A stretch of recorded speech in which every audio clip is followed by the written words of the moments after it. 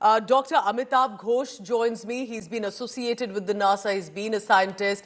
Dr. Amitabh Ghosh, what was your first thought when you saw the splashdown of the Florida coast, the rescue mission happening, the mission that started from June 2024, concluding now in March 2025, all that it has achieved, and what does it say about NASA and the USA? Right. So there are two levels. One is the personal level and from the perspective of Sunita Williams, and from the perspective of the spaceflight program of the US. So the first part is, of course, it's been a grand journey for her. I think, I was a space scientist the other side, and she's an astronaut, and we I think she started her career in 98. I started around 96, 97. So 3 missions, a lot spacewalks, experiments, a huge journey for her, and it's so satisfying to see that this mission was completely flawless. About the human spaceflight program, just about the time Sunita Williams was starting and I was starting in the field, if you remember in 97, Kalpana Chawla passed away. And there was a tremendous accident. And then that caused NASA to shut down the shuttle program. And in 2010, I think around, the shuttle program was shut down and the US had no way to go to space. So they were completely dependent on the Russians. And, it was the talk of, it's really a bad decision. And what NASA did is try to do a very innovative model to develop. Instead of developing it in-house, they partnered with 2 companies, SpaceX and Boeing, and I think paid them $2.5 billion and $4 billion. And the condition was they have to pitch in half the development cost. NASA would pitch in half the development cost. And then after they're able to develop, and if they're able to develop such a vehicle, NASA would buy services from them. So now, about 7-8 years, US had no way to access space. And now look, the Crew Dragon is a reliable way for NASA to send astronauts to the space station and back. And Boeing, has some heartache, but it will come through, I think, in 1 or 2 hours. The next bigger picture is the space station is not, this is where Sunita Williams spent her time. This is also going to be retired in 5 years. The contract to, take the space station apart and deorbit it is already out. So, and SpaceX it's almost $1 billion. SpaceX is going to do that. And then NASA would hopefully think of the next frontier where they want to. So the space station is 250 miles away from Earth. Okay. Very close. So the next probably destination might be the moon, right? That's where you have your space station. That's send the astronauts. And the second thing, if you heard President Trump's speech, right? Sending humans to Mars.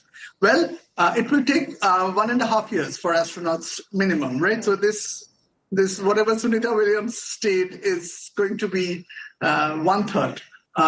It has to be 3 times longer. And so we have to think of new strategies. And I want to inform the viewer that Dr. Amitabh Ghosh has been associated with the NASA Mars mission for years now. So he understands the workings inside. I do have a quick question. You got me curious, Dr. Ghosh, because you've known Sunita Williams, I believe, personally as well or within NASA.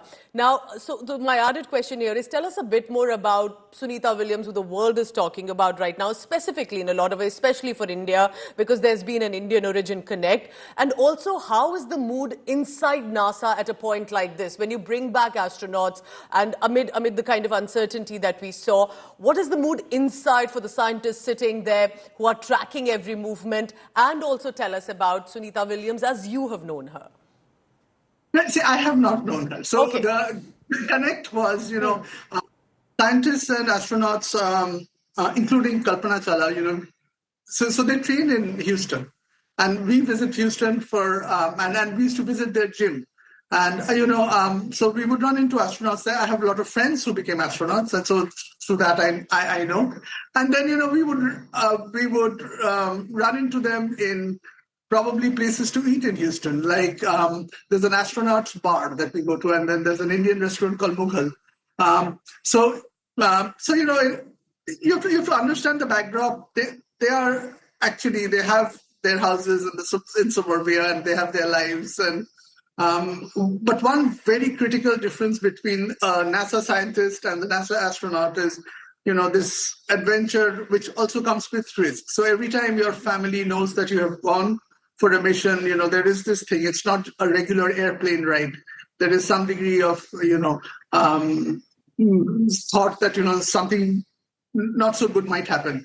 And this we saw firsthand during the Kalpana Chawla days. It's absolutely heartbreaking. So there is a very big component there, and this is where I think if you went to the Himalayan Mountaineering Institute in Darjeeling, there is a thing that why do mountaineers climb the Everest? Right, and it's kind of madness, to think of the risk, Yes. but people.